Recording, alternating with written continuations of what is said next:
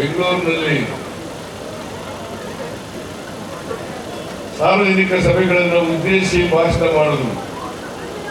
ಅದರಲ್ಲಿ ಮಾಜಿ ಪ್ರಧಾನಿ ದೇವೇಗೌಡರು ಕೂಡ ಆ ಸಭೆಯಲ್ಲಿ ಇದ್ದರು.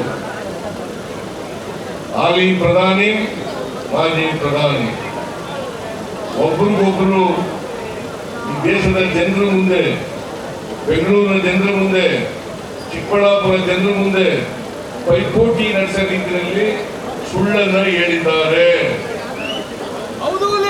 ನರೇಂದ್ರ ಮೋದಿ ಅವರು ಸುಳ್ಳು ಹೇಳಿದ್ದಾರೆ, ದೇವೇಗೌಡರು ಕೂಡ ಸುಳ್ಳು ಹೇಳಿದ್ದಾರೆ. ಹೌದು, ಹೌದಾ ಇಲ್ಲ?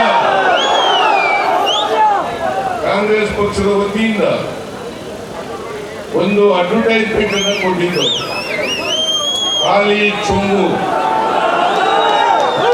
ನರೇಂದ್ರ ಮೋದಿಯವರು ಪ್ರಧಾನಮಂತ್ರಿ ಆದ್ಮೇಲೆ ಕರ್ನಾಟಕಕ್ಕೆ ಏನೂ ಕೊಡ್ಲಿಲ್ಲ, ಖಾಲಿ ಚೆಂಬು ಕೊಟ್ಟಿದ್ದಾರೆ. ಖಾಲಿ ಚೆಂಬು ಕೊಟ್ಟಿದ್ದಾರೆ. ಬಡವರ ಸಮಸ್ಯೆಗಳಿಗೆ ಏನು ಪರಿಹಾರ ಕೊಡ್ಲಿಲ್ಲ.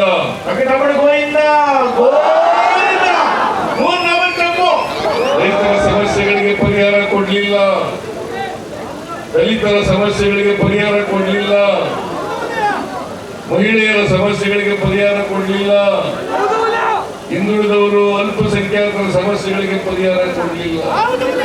ಅದಕ್ಕೋಸ್ಕರ ನಾವು ಕರ್ನಾಟಕಕ್ಕೆ ನರೇಂದ್ರ ಮೋದಿ ಅವರು ದೊಡ್ಡ ಅನ್ಯಾಯ ಮಾಡಿದ್ದಾರೆ ಅಂತೇಳಿ ಖಾಲಿ ಚೆಂಬನ್ನು ಪ್ರದರ್ಶನ ಮಾಡತಕ್ಕಂಥ ಪ್ರಯತ್ನ. ಅದಕ್ಕೆ ದೇವೇಗೌಡರು ಹೇಳ್ತಾರೆ ಸುಳ್ಳು, ದೇವೇಗೌಡರು ಹೇಳ್ತಕ್ಕಂಥದ್ದು ಸುಳ್ಳು. ಮನಮೋಹನ್ ಸಿಂಗ್ ಅವರು ಖಾಲಿ ಚೆಂಬನ್ನು ಕೊಟ್ಬಿಟ್ಟು ಹೋಗಿದ್ರು, ಖಾಲಿ ಚೆಂಬನ್ನು ಕೊಟ್ಬಿಟ್ಟು ಹೋಗಿದ್ರು.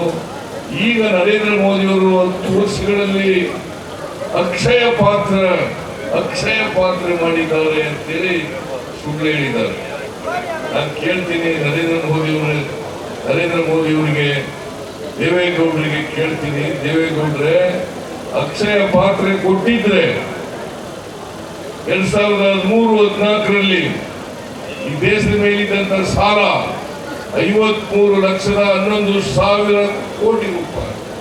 ಇವತ್ತು 187 ಲಕ್ಷ ಕೋಟಿ, 187 ಲಕ್ಷ ಕೋಟಿ ಈ ದೇಶದ ಮೇಲೆ ಸಾಲ ಮಾಡಿದಾರಲ್ಲ, ಇದನ್ನ ಅಕ್ಷಯ ಪಾತ್ರೆ ಅಂತ ಕರಿಬೇಕಾ? ಅಕ್ಷಯ ಪಾತ್ರೆ ಖಾಲಿ ಚೆಂಬು ಅಂತ ಕರಿಬೇಕು, ಅಕ್ಷಯ ಪಾತ್ರೆ ಅಂತ ಕರಿಬೇಕು.